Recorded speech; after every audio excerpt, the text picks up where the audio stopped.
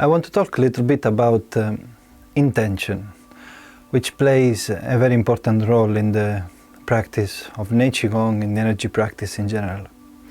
In fact, what I'm about to say, it might benefit my students to understand better what I think personally. It's the best approach towards practicing and working with ourselves, but also in general to people who are experimenting or practicing other form of Qigong or energy practices. The word intention for me means this. It's an action directed with a specific purpose. It doesn't mean it has to be an external action. Even an internal thought aimed to produce certain things, it's an intention. And intention in the energy practice plays a very important role. But I want to clarify something, because intention can also bring us in the wrong area, in illusions, in things that do not really exist. We'll try to clarify this.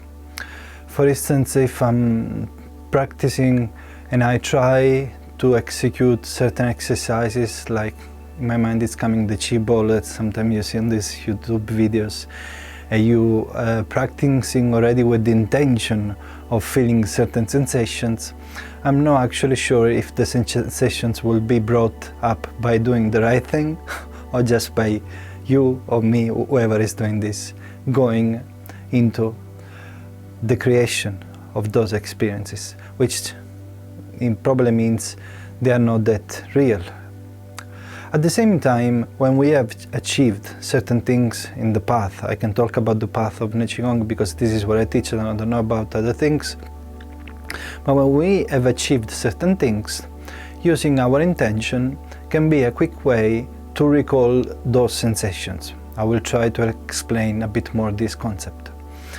The practice of Qi Gong is quite practical, down to earth, almost scientific, at least in the way that I invite people to practice, without imagining anything, just executing certain exercises and just watching, observing how the body responds over a period of time by gathering data and then coming back to me, the teacher, and saying, I have this feeling when I do this, is it correct? And I verify that.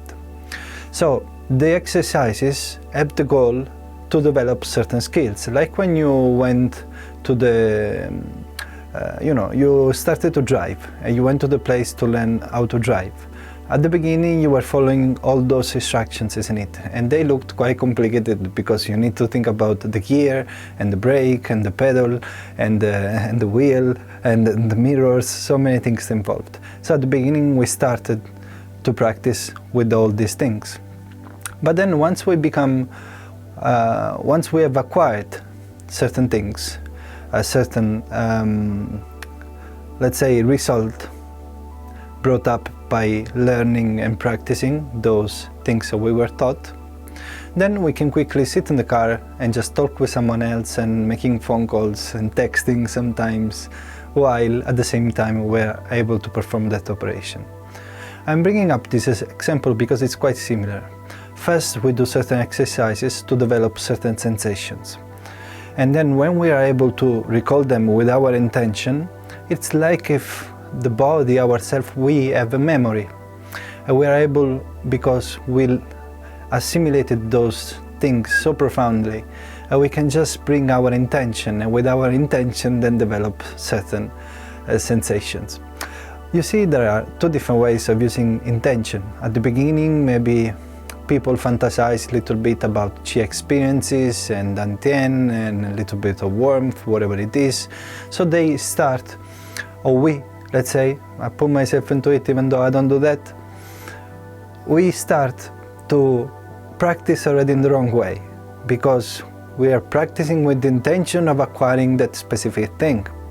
But in reality, the path of the energy practice, it's a process of discovery, because not everybody moves on the same speed, not everybody develops certain things at the same time. That's why it's very important to have a teacher to make sure that you have a personal support on this. In that case, we're using our intention to create an illusory reality. In the other case, once we have experienced a certain aspect of reality, we can use our intention to recall it, and then to make some use of these experiences, of these feelings that we are able to recall. I wanted to clarify this because maybe it can also give you a little bit of perspective about the approach that I have and that we have in the school of Qi Gong, the Qi Gong system, that it's really practical. And although intention plays an important role, I would say that at the beginning it's better not to have any intention, just to sit and practice and to execute certain things. Once you start to gather data, your teacher verify them, then you might be able to recall these sensations, these achievements very quickly by using your intention. Have a good day.